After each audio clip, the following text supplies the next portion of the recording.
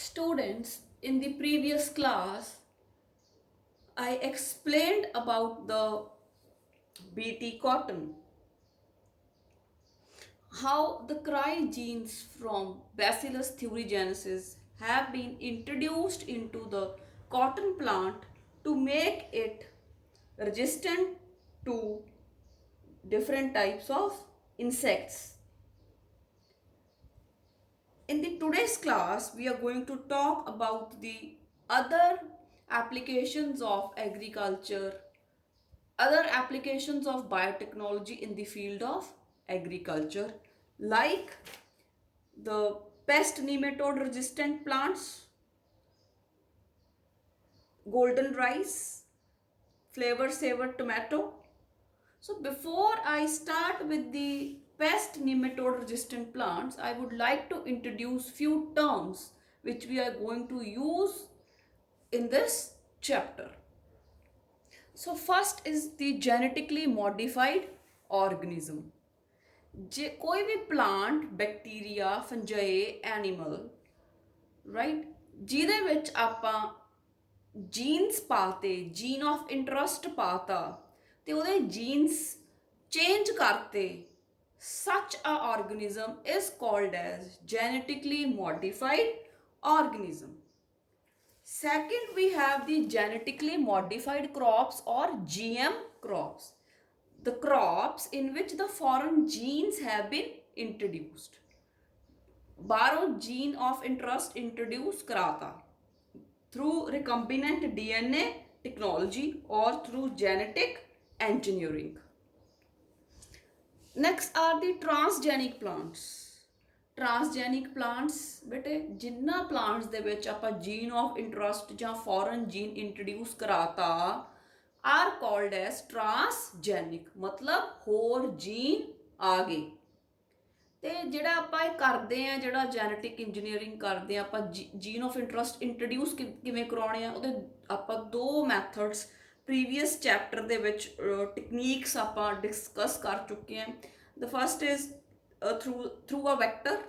Vector may be a plasmid, a bacteriophage, cosmid, etc. And the second method, ਜਿਹੜਾ ਆਪਾਂ ਕਿਹਾ ਕਿ it's the direct introduction of DNA into the, ਮਤਲਬ ਜਿਹੜਾ foreign ਜਿਹੜਾ ਹੈ DNA ਹੈ ਉਹਨੂੰ ਉਹਦੀ ਡਾਇਰੈਕਟ ਇੰਟਰੋਡਕਸ਼ਨ ਕਰਾਤੀ ਸਿੱਧਾ ਬਾਈ ਅ ਜੀਨ ਗਨ ਮੈਥਡ, ਔਰ ਆਪਾਂ ਉਹਨੂੰ ਬਾਇਲਿਸਟਿਕ ਮੈਥਡ ਕਿਹਾ ਸੀ ਜਿਹਦੇ ਤੇ ਗੋਲਡ ਤੇ ਟੰਗਸਟਨ ਦੇ ਯੂਜ਼ ਕਰਕੇ ਆਪਾਂ ਉਹਦੇ ਪਾਰਟੀਕਲਸ ਬਣਾ ਲਏ ਤੇ ਕੋਟ ਕਰ ਲਿਆ ਉਹਨੂੰ, ਐਂਡ ਜਿਵੇਂ ਆਪਾਂ ਬੁਲੇਟ ਫਾਇਰ ਕਰਦੇ ਹਾਂ ਉਸੇ ਤਰੀਕੇ ਨਾਲ ਆਪਾਂ ਸੈੱਲ ਦੇ ਅੰਦਰ ਇੰਟਰੋਡਿਊਸ ਕਰਾ ਸਕਦੇ ਹਾਂ ਜਿਹੜਾ ਆਪਣਾ ਜੀਨ ਆਫ ਇੰਟਰਸਟ ਹੈ। ਤਾਂ ਕਿਸੇ ਵੀ ਟੈਕਨੀਕ ਦੇ ਨਾਲ ਆਪਾਂ ਜਦੋਂ ਫੋਰਨ DNA ਇਨਸਰਟ ਕਰ ਦਿੰਦੇ ਹਾਂ in a particular plant, so that plant is now called as a transgenic plant. Next, students, an important question is, how are the genetically modified organisms different from a hybrid? ਆਪਾਂ hybrid ਬਾਰੇ ਵੀ ਪੜ੍ਹ ਚੁੱਕੇ ਹਾਂ। Hybrid ਜਦੋਂ ਬਣਦਾ ਹੈ ਉਦੋਂ ਆਪਾਂ ਉਦੋਂ ਆਪਾਂ ਕੀ ਕਰਾਉਣੇ ਆ, ਜਦੋਂ ਆਪਾਂ ਹਾਈਬ੍ਰਿਡਾਈਜੇਸ਼ਨ ਕਰਾਉਣੇ ਆ, we cross the two genomes, ਦੋ ਸਪੀਸੀਜ਼ ਦਾ ਪੂਰਾ ਜੈਨੇਟਿਕ ਮਟੀਰੀਅਲ ਆਪਾਂ ਕ੍ਰਾਸ ਕਰਾਉਣੇ ਆ, that is a hybrid. GMOs ਚ ਕੀ ਹੈ? Only a gene of interest, ਇੱਕੋ ਜੀਨ ਜਿਹਦੀ ਕੋਈ ਵੈਲਿਊ ਹੈ, ਜਿਹੜਾ ਆਪਾਂ ਨੂੰ ਚਾਹੀਦਾ ਹੈ, only a single gene, yeah, it may be few genes. Introduction of the foreign gene into the organism is called a GMO. ਜਦੋਂ ਪੂਰੇ ਦਾ ਪੂਰਾ DNA ਆਪਾਂ ਮਿਕਸ ਅਪ ਕਰ ਦਿੰਨੇ ਆ, ਕ੍ਰਾਸ ਕਰ ਦਿੰਨੇ ਆ, that is a hybrid. So this is the difference between a hybrid and a GMO. So next is the second application of biotechnology in the field of agriculture, that is the pest nematode resistant plants. Now nematodes, bete, we have studied them in the animal kingdom. in your class 11. And nematodes are the roundworms, and they live in the plants, animals, as well as human beings. And they are the common parasites. ठीक है, they are found in plants, animals and human beings. एक roundworm है, एक nematode है, जिसका नाम है मिलेडोगाइन इनकोग्निशिया. मिलेडोगाइन इनकोग्निशिया.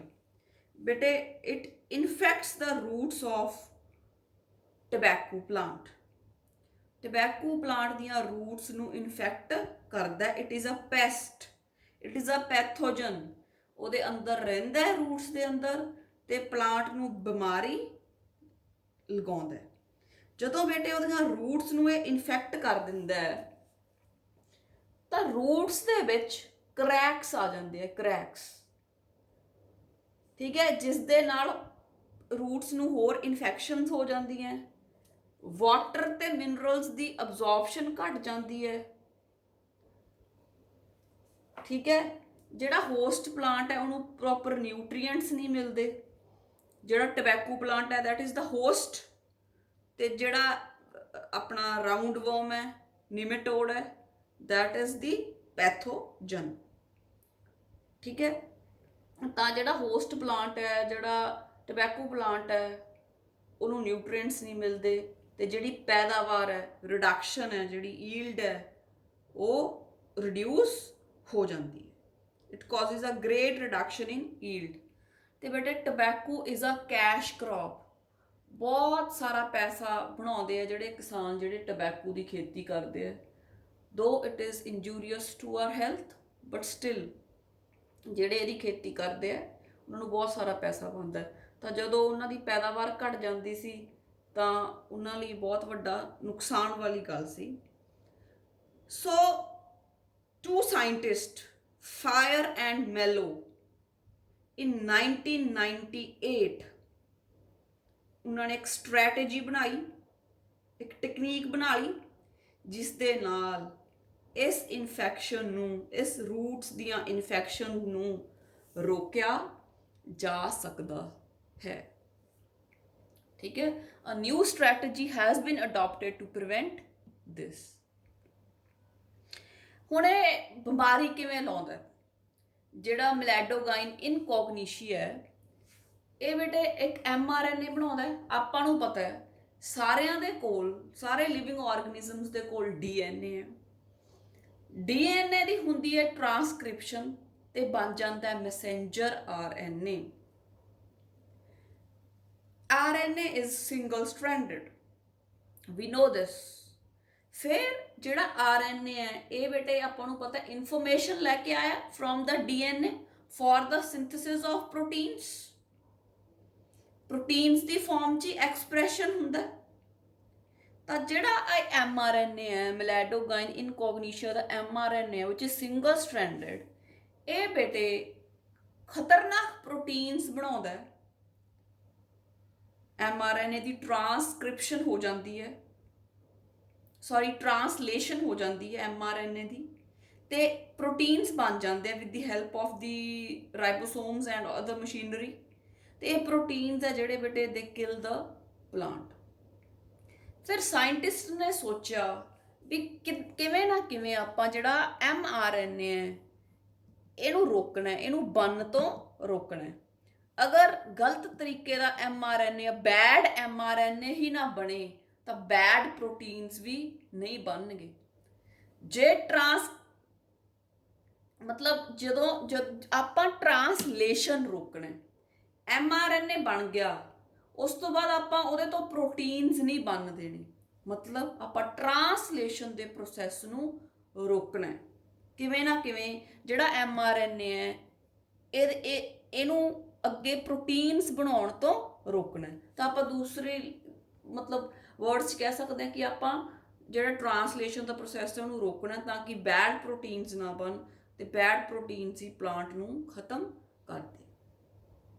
ਫਿਰ ਬੇਟੇ ਜਿਹੜੀ ਇਹ ਸਟ੍ਰੈਟੇਜੀ ਬਣਾਈ, ਜਿਹੜੀ ਟੈਕਨੀਕ ਬਣਾਈ, ਇਹਨੂੰ ਕਹਿੰਦੇ ਆ RNA interference strategy. It is used to prevent the infestation. Interfere ਤਾਂ ਤੁਸੀਂ ਸਮਝਦੇ ਹੀ ਹੋ, ਰਾਈਟ? ਬਈ ਆਪਾਂ ਉਹਨੂੰ ਕਿਸੇ ਤਰੀਕੇ ਵੀ ਇੰਟਰਫੇਅਰ ਕਰਨਾ ਤੇ mRNA ਨੂੰ ਪ੍ਰੋਟੀਨਸ ਬਣਾਉਣ ਤੋਂ ਰੋਕਣਾ। So this is called as RNA interference. So I'm going to interfere with the RNA of Meladogyn incognitia. So it is called as RNA interference. ठीक है? Meladogyn incognitia makes mRNA. mRNA makes proteins and those proteins cause destruction of the plants. ਇੱਥੇ scientist ਨੇ ਸੋਚਿਆ ਵੀ ਇੱਥੇ ਆਪਾਂ ਨੂੰ ਕੁਝ ਕਰਨਾ ਹੈ ਤਾਂ ਕਿ ਆਪਾਂ ਇਹਦੀ ਇੰਟਰਫੇਰੈਂਸ ਕਰ ਸਕੀਏ, ਇਹਨੂੰ ਅੱਗੇ ਪ੍ਰੋਟੀਨਸ ਬਣਾਉਣ ਤੋਂ ਰੋਕ ਸਕੀਏ। This method involves silencing of mRNA due to complementary RNA molecule that binds to and prevents translation of the mRNA. ਠੀਕ ਹੈ, ਇਹ ਬੇਟੇ ਮੈਂ ਅੱਗੇ ਜਿਹੜਾ ਇਹ ਪ੍ਰੋਸੈਸ ਹੈ ਮੈਂ ਡਿਟੇਲ ਦੇ ਵਿੱਚ ਐਕਸਪਲੇਨ ਕਰਦੀ ਹਾਂ। ਬਿਫੋਰ ਦੈਟ ਮੈਂ ਹੁਣ ਤੁਹਾਨੂੰ ਥੋੜਾ ਇਹਦੀ ਡਿਟੇਲਸ ਸਮਝਾਉਣੀ ਹੈ ਕਿ ਇਹ ਪ੍ਰੋਸੈਸ ਕਿੱਦਾਂ ਕੀਤਾ। ਇਸ ਪ੍ਰੋਸੈਸ ਨੂੰ ਕਰਨ ਦੇ ਲਈ ਬੇਟੇ ਇੱਕ ਪਲਾਜ਼ਮਿਡ ਦੀ ਜ਼ਰੂਰਤ ਸੀ ਤੇ ਉਹ ਪਲਾਜ਼ਮਿਡ ਲਿਆ ਇੱਕ ਬੈਕਟੀਰੀਆ ਦਾ ਜਿਸ ਦਾ ਨਾਮ ਹੈ ਐਗਰੋਬੈਕਟੀਰੀਅਮ ਟਿਊਮੀਫੇਸ਼ੀਅਨਸ। ਐਗਰੋਬੈਕਟੀਰੀਅਮ ਟਿਊਮੀਫੇਸ਼ੀਅਨਸ, ਜਿਵੇਂ ਆਪਾਂ ਨੂੰ ਪਤਾ ਹੈ ਵੀ ਆਪਾਂ ਨੂੰ ਪਲਾਜ਼ਮਿਡ ਦੀ ਜ਼ਰੂਰਤ ਪੈਂਦੀ ਹੈ ਤਾਂ ਇਸ ਪ੍ਰੋਸੈਸ ਦੇ ਵਿੱਚ ਜਿਹੜਾ ਪਲਾਜ਼ਮਿਡ ਲਿਆ ਉਸ ਬੈਕਟੀਰੀਆ ਦਾ ਨਾਮ ਹੈ ਐਗਰੋਬੈਕਟੀਰੀਅਮ ਟਿਊਮੀਫੇਸ਼ੀਅਨਸ। ਤਾਂ ਬੇਟੇ ਨੈਕਸਟ ਕੁਐਸਚਨ ਇਜ਼ ਕਿ ਜਿਹੜਾ RNA ਇੰਟਰਫੇਰੈਂਸ ਹੈ how it is developed in the plants. ਕਿਵੇਂ ਡਿਵੈਲਪ ਕਰਾਂਗੇ, ਕਿਵੇਂ mRNA ਨੂੰ ਪ੍ਰੋਟੀਨਸ ਬਣਾਉਣ ਤੋਂ ਰੋਕਾਂਗੇ। ਤਾਂ ਉਹਦੇ ਲਈ ਬੇਟੇ ਜਿਹੜਾ ਵੈਕਟਰ ਯੂਜ਼ ਹੁੰਦਾ ਹੈ that is Agrobacterium tumefaciens. Agrobacterium tumefaciens. It is a soil bacterium and it is used as a vector for gene transfer to plant cells.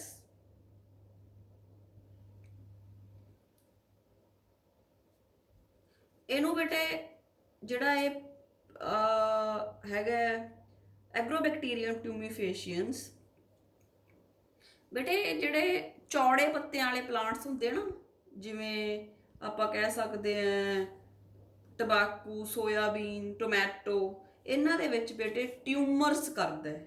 Tumour is a kind of a cancer. ਠੀਕ ਹੈ, ਬਿਮਾਰੀ ਲਾਉਂਦਾ ਹੈ, ਇਹ tumour induce ਕਰਦਾ ਹੈ, ਗੰਢਾਂ ਬਣ ਜਾਂਦੀਆਂ। ਤਾਂ ਇਸ ਬਿਮਾਰੀ ਨੂੰ ਕਹਿੰਦੇ ਆ crown gall disease. Crown gall disease.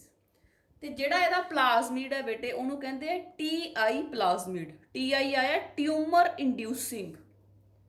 TI plasmid tumour inducing ਮਤਲਬ ਗੰਢਾਂ ਬਣਾ ਦਿੰਦਾ ਹੈ, ਟਿਊਮਰ ਬਣਾ ਦਿੰਦਾ ਹੈ। It is a kind of a cancer.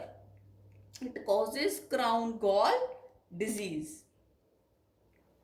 ਇਹ ਜਿਹੜਾ ਬੈਕਟੀਰੀਅਮ ਹੈ ਸੋਇਲ ਦੇ ਵਿੱਚ ਪਿਆ ਹੁੰਦਾ ਹੈ ਤੇ ਪਲਾਂਟਸ ਦੇ ਵਿੱਚ ਜਾ ਕੇ ਪਲਾਂਟ ਨੂੰ ਕਰਾਊਨ ਗਾਲ ਡਿਜ਼ੀਜ਼ ਕਰ ਦਿੰਦਾ, ਉਹਦੇ ਅੰਦਰ ਟਿਊਮਰਸ ਬਣਾ ਦਿੰਦਾ ਹੈ। ਇਸ ਕਰਕੇ ਜਿਹੜਾ ਇਹਦਾ ਪਲਾਜ਼ਮਿਡ ਹੈ ਉਹਨੂੰ ਕਹਿੰਦੇ ਆ TI ਪਲਾਜ਼ਮਿਡ, means tumour ਇੰਡਿਊਸਿੰਗ ਪਲਾਜ਼ਮਿਡ।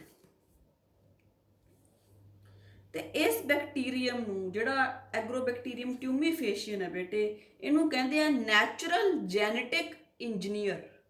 Natural genetic engineer ਮਤਲਬ ਕੁਦਰਤੀ ਤੌਰ ਤੇ ਪਾਇਆ ਜਾਂਦਾ, ਕੁਦਰਤ 'ਚ ਹੀ ਪਾਇਆ ਜਾਂਦਾ।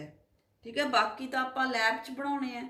ਤਾਂ ਕਹਿੰਦਾ this bacterium is called natural genetic engineer. ਕਿਉਂ ਕਹਿੰਦੇ ਆ,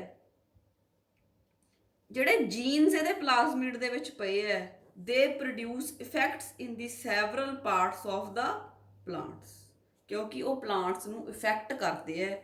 ਇਸ ਕਰਕੇ ਐਗਰੋਬੈਕਟੀਰੀਅਮ ਟਿਊਮੀਫੇਸ਼ੀਅਨ ਨੂੰ ਨੈਚੁਰਲ ਜੈਨੇਟਿਕ ਇੰਜੀਨੀਅਰ ਕਿਹਾ ਜਾਂਦਾ ਹੈ।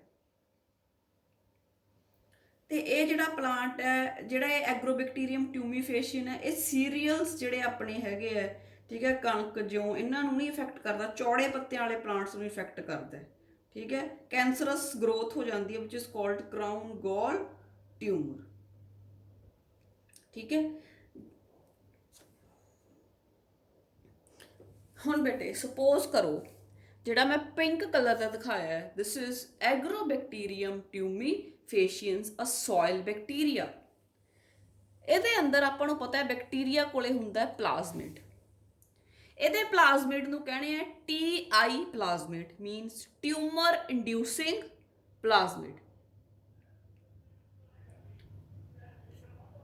ਠੀਕ ਹੈ, ਟਿਊਮਰ ਇੰਡਿਊਸਿੰਗ ਪਲਾਜ਼ਮਿਡ।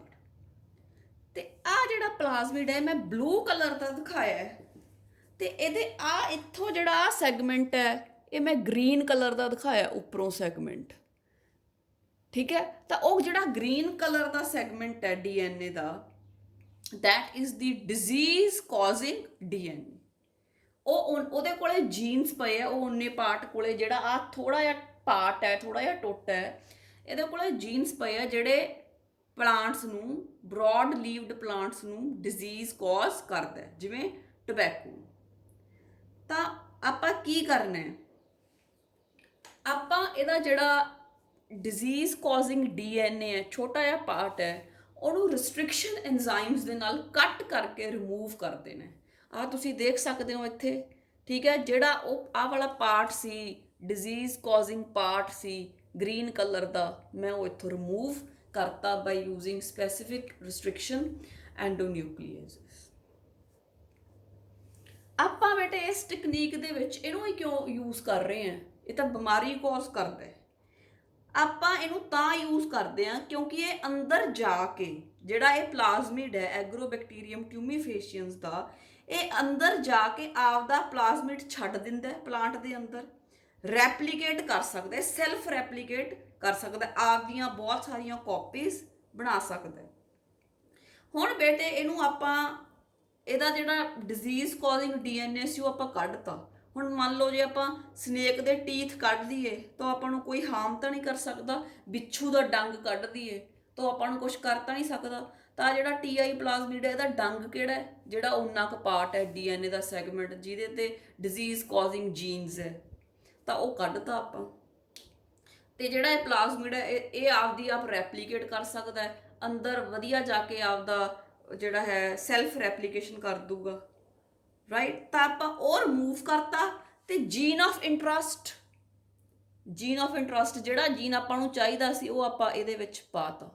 ਤਾਂ ਹੁਣ ਆਪਣਾ ਬਣ ਗਿਆ ਰਿਕੰਬੀਨੈਂਟ ਪਲਾਜ਼ਮਿਡ। ਕੁਛ ਪਾਰਟ ਬਲੂ ਕਲਰ ਦਾ ਤੇ ਕੁਛ ਮੈਂ gene of interest red colour ਦਾ ਜਿਹੜਾ ਹੈ ਦਿਖਾਇਆ ਹੈ ਉਹ ਇੰਟਰੋਡਿਊਸ ਕਰਤਾ,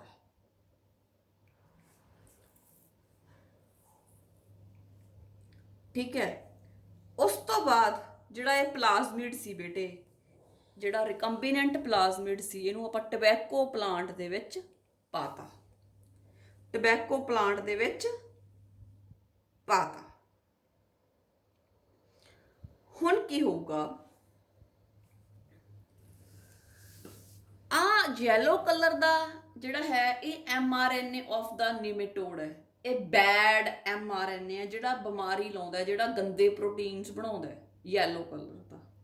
ਜਿਹੜਾ ਰੈੱਡ ਕਲਰ ਦਾ ਇਹ mRNA ਆਫ ਆਵਰ ਇੰਟਰਸਟ, ਕਿਉਂਕਿ ਆਪਾਂ ਜੀਨ ਆਫ ਇੰਟਰਸਟ ਪਾਤਾ ਸੀ, ਇਹਦੇ ਤੋਂ ਇੱਕ mRNA ਬਣ ਗਿਆ, ਜਿਹੜਾ mRNA ਆਪਣੀ ਮਦਦ ਕਰੂਗਾ, good mRNA। yellow is the bad mRNA of the nematode, red is the good mRNA of our interest।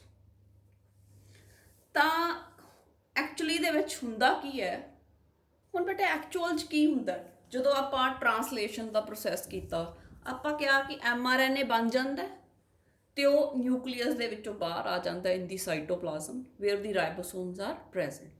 ਜਿਹੜਾ mRNA ਹੁੰਦਾ, it is carrying the ਟ੍ਰਿਪਲੇਟਸ, it is carrying the different ਕੋਡੋਨਸ, start cordon ਪਿਆ, stop cordon ਪਿਆ, ਤੇ tRNA ਜਿਹੜਾ ਕਿ amino acids ਲੈ ਕੇ mRNA ਦੇ ਕੋਲ ਆਉਂਦਾ। ਦੋਨਾਂ ਦੇ, ਇਹਦੇ ਕੋਲੇ tRNA ਕੋਲੇ ਐਂਟੀ ਕੋਡੋਨਸ ਹੁੰਦੇ ਆ, mRNA ਕੋਲੇ ਕੋਡੋਨਸ ਹੁੰਦੇ ਆ, ਦੋਨਾਂ ਦੇ ਟੈਂਪਰੇਰੀ ਹਾਈਡਰੋਜਨ ਬੌਂਡਸ ਬਣ ਜਾਂਦੇ ਆ, ਤੇ ਪ੍ਰੋਟੀਨ ਬਣਨ ਦਾ ਪ੍ਰੋਸੈਸ ਸ਼ੁਰੂ ਹੋ ਜਾਂਦਾ ਹੈ, ਜਿਹਨੂੰ ਆਪਾਂ ਕਹਿੰਦੇ ਆ ਟਰਾਂਸਲੇਸ਼ਨ। ਹੁਣ ਇੱਥੇ ਆਪਾਂ ਕਰਨਾ ਕੀ ਹੈ, ਇੱਥੇ ਆਪਾਂ ਜਿਹੜਾ mRNA ਤਾਂ ਬਣ ਗਿਆ, ਹੁਣ ਆਪਾਂ ਪ੍ਰੋਟੀਨਸ ਬਣਾਉਣ ਤੋਂ ਰੋਕਣਾ।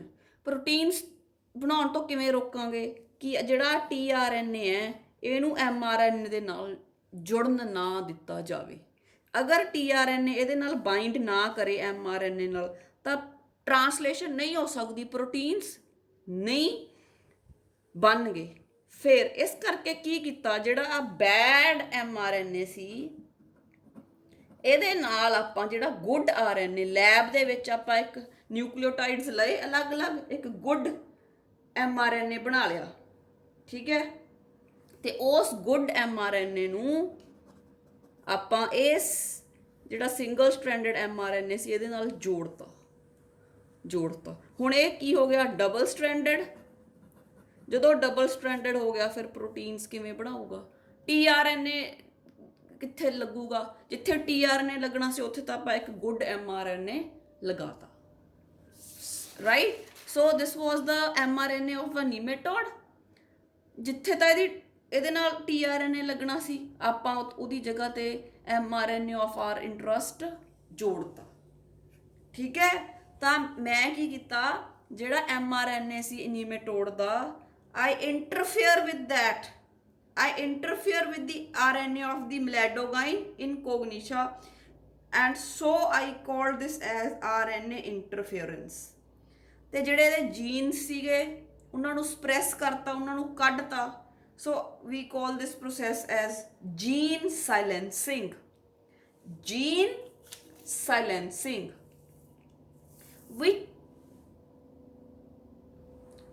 Right? ਹੁਣ ਆਪਾਂ ਕੀ ਕੀਤਾ, we change the genes of the tobacco plant.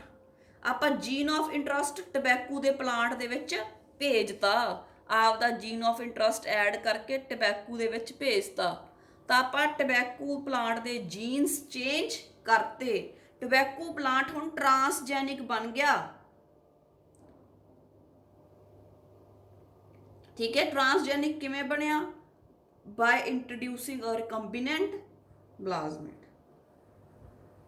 ਠੀਕ ਹੈ। ਆਪਾਂ ਐਗਰੋਬੈਕਟੀਰੀਅਮ ਟਿਊਮੀਫੇਸੀਅਮ ਦਾ TI ਪਲਾਜ਼ਮਿਡ ਯੂਜ਼ ਕੀਤਾ, ਉਹਦੇ ਚੋਂ ਰਿਸਟ੍ਰਿਕਸ਼ਨ ਐਂਜ਼ਾਈਮ ਦੀ ਹੈਲਪ ਨਾਲ ਜਿਹੜਾ ਡਿਜ਼ੀਜ਼ ਕਾਜ਼ਿੰਗ ਜੀਨ ਸੀਗੇ ਉਹ ਰਿਮੂਵ ਕਰਤੇ, ਤੇ ਜੀਨ ਆਫ ਇੰਟਰਸਟ ਸੀ ਜਿਹੜਾ ਉਹ ਆਪਾਂ ਪਾਤਾ, ਤੇ mRNA ਸਾਇਲੈਂਸਿੰਗ ਕਰਤੀ, ਰਾਈਟ। ਜੀਨ ਸਾਇਲੈਂਸਿੰਗ ਕਰਤੀ, RNA ਇੰਟਰਫੇਰੈਂਸ ਕਹਿੰਦੇ ਆ ਇਹਨੂੰ ਆਪਾਂ।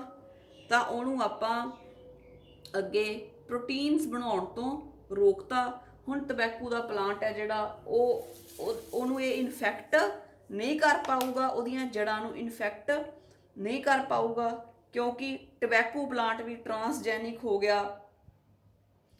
ਤੇ ਜਿਹੜਾ ਹੈ nematode will not be able to survive in the transgenic plant and it is going to die. ਹੁਣ nematode ਜਿਹੜਾ ਟਰਾਂਸਜੈਨਿਕ ਪਲਾਂਟ ਹੈ ਜਿਹਦੇ ਕੋਲ ਅੱਛੇ ਜੀਨਸ ਆ ਗਏ ਉਹਦੇ ਵਿੱਚ ਸਰਵਾਈਵ ਨਹੀਂ ਕਰ ਪਾਊਗਾ, it is going to die. ਤਾਂ ਬਿਨਾਂ ਕਿਸੇ ਪੈਸਟੀਸਾਈਡ ਦੇ ਆਪਾਂ ਜਿਹੜਾ ਹੈ ਪਲਾਂਟ ਨੂੰ, ਟਬੈਕੂ ਦੇ ਪਲਾਂਟ ਨੂੰ ਇਨਫੈਕਸ਼ਨ ਰੈਜ਼ਿਸਟੈਂਟ ਬਣਾਤਾ, meladogine incognitia ਤੋਂ ਬਚਾਤਾ। So this is the nematode pest resistant plants. ਇਹ ਟਮੈਟੋ, ਬ੍ਰਿੰਜਲ ਵਰਗੇ ਪਲਾਂਟਸ ਦੇ ਵਿੱਚ ਵੀ ਇਹ ਟੈਕਨੋਲੋਜੀ ਜਿਹੜੀ ਹੈ ਉਹ ਯੂਜ਼ ਕੀਤੀ ਜਾਂਦੀ ਹੈ। So the third application is flavor saver tomatoes. These are the transgenic tomatoes. ਇਹ ਤਾਂ ਬਣਾਏ ਆ ਜਦੋਂ ਆਪਾਂ ਦੱਸਿਆ ਪੋਸਟ ਹਾਰਵੈਸਟ ਲੌਸਿਸ, ਵੀ ਜਿਹੜਾ ਟਮਾਟਰ ਹੈ ਉਹਦਾ ਜਿਹੜਾ ਬਾਹਰਲਾ ਛਿਲਕਾ ਹੁੰਦਾ ਬਹੁਤ ਜਲਦੀ ਗਲ ਜਾਂਦਾ ਹੈ, ਇਸ ਕਰਕੇ ਜਿਹੜੀ ਟਮਾਟਰ ਦੀ ਖੇਤੀ ਆ ਉਹ ਘਾਟੇਵੰਦ ਸਾਬਤ ਹੋ ਜਾਂਦੀ ਹੈ। ਜਿੱਥੇ ਕੋਲਡ ਸਟੋਰੇਜ ਵਗੈਰਾ ਨਾ ਹੋਵੇ ਤਾਂ ਉੱਥੇ ਕਿਸਾਨਾਂ ਨੂੰ ਟਮੈਟੋਜ਼ ਨੂੰ ਵੇਚਣਾ ਇੱਕ ਬਹੁਤ ਵੱਡਾ ਚੈਲੰਜ ਬਣ ਜਾਂਦਾ ਹੈ, ਠੀਕ ਹੈ। ਤਾਂ ਇਹ ਜਿਹੜੇ ਬੇਟੇ ਟਮਾਟਰ ਹੁੰਦੇ ਆ, ਟਮੈਟੋਜ਼ ਹੁੰਦੇ ਆ, ਉਹਨਾਂ ਦੇ ਵਿੱਚ ਇੱਕ ਜਿਹੜਾ ਹੈ ਐਂਜ਼ਾਈਮ ਹੁੰਦਾ ਹੈ ਪੋਲੀਗਲੈਕਟੂਰੋਨੇਜ਼। ਜਿਹੜਾ ਪੋਲੀਗਲੈਕਟੂਰੋਨੇਜ਼ ਐਂਜ਼ਾਈਮ ਹੈ ਇਹਨੂੰ ਇੱਕ ਸਪੈਸ਼ਲ ਜੀਨ ਪ੍ਰੋਡਿਊਸ ਕਰਦਾ ਹੈ, ਤੇ ਪੋਲੀਗਲੈਕਟੂਰੋਨੇਜ਼ ਦੀ ਹੈਲਪ ਦੇ ਨਾਲ ਜਿਹੜਾ ਟਮਾਟਰ ਦਾ ਜਿਹੜਾ ਛਿਲਕਾ ਉਹ ਸੌਫਟ ਹੋ ਜਾਂਦਾ ਹੈ, ਸੌਫਟਨਿੰਗ ਆਫ ਫਰੂਟ ਟੇਕਸ ਪਲੇਸ। ਤਾਂ ਬੇਟੇ ਉਸੇ ਤਰੀਕੇ ਨਾਲ ਕਿ ਜਿਹੜਾ mRNA ਬਣਦਾ ਹੈ with the help of this jean, ਉਸ mRNA ਜਿਹੜਾ ਉਹ ਬੈਡ mRNA ਬਣਦਾ, ਉਹਦੇ ਨਾਲ ਇੱਕ ਹੋਰ ਆਰਟੀਫਿਸ਼ੀਅਲ mRNA ਜੋੜ ਦਿੰਦੇ ਆ ਤਾਂ ਕਿ ਜਿਹੜਾ ਐਂਜ਼ਾਈਮ ਹੈ ਪੋਲੀਗਲੈਕਟੂਰੋਨੇਜ਼ ਇਹ ਹੀ ਬਣੇ ਨਾ। ਅਗਰ ਇਹ ਐਂਜ਼ਾਈਮ ਨਹੀਂ ਬਣੂਗਾ ਤਾਂ ਜਿਹੜੀ ਹੈ ਟਮਾਟਰ ਹੈ ਜਿਹੜਾ ਉਹਦਾ ਜਿਹੜਾ ਛਿਲਕਾ ਹੈ ਉਹ ਨਹੀਂ ਗਲੇਗਾ, ਜਿਹੜਾ ਫਰੂਟ ਉਹ ਫਰੈਸ਼ ਰਹੂਗਾ, ਉਹਦੀ ਸ਼ੈਲਫ ਲਾਈਫ ਹੈ ਜਿਹੜੀ ਉਹ ਵੱਧ ਜੂਗੀ। ਤਾਂ ਇਹਦੇ 'ਚ ਵੀ ਬੇਟੇ ਉਹ ਸੇਮ ਹੀ ਟੈਕਨੀਕ ਲਾਈ mRNA ਵਾਲੀ, ਸਾਇਲੈਂਸਿੰਗ ਵਾਲੀ, ਐਂਡ ਡੀਗ੍ਰੇਡੇਸ਼ਨ ਜਿਹੜੀ ਹੈ ਵਾਲ ਦੀ, ਸੈੱਲ ਵਾਲ ਦੀ, ਉਹਨੂੰ ਰੋਕ ਲਿਆ। Next is the golden rice. Golden rice ਕੀ ਹੈ? This is also a transgenic variety of rice, Oryza sativa. ਇਹ ਜਿਹੜੀ ਵੈਰਾਈਟੀ ਹੈ ਬੇਟੇ, ਕੀ ਹੁੰਦਾ ਸੀ, ਜਿਹੜੇ ਲੋਕ ਟੋਟਲੀ ਚਾਵਲ 'ਤੇ ਡਿਪੈਂਡੈਂਟ ਹੈ, ਠੀਕ ਹੈ, ਉਹਨਾਂ ਦੇ ਵਿੱਚ ਵਿਟਾਮਿਨ ਏ ਦੀ ਕਮੀ ਹੋ ਜਾਂਦੀ ਸੀ ਕਿਉਂਕਿ ਚੌਲਾਂ ਦੇ ਵਿੱਚ ਵਿਟਾਮਿਨ ਏ ਜ਼ਿਆਦਾ ਨਹੀਂ ਹੁੰਦਾ।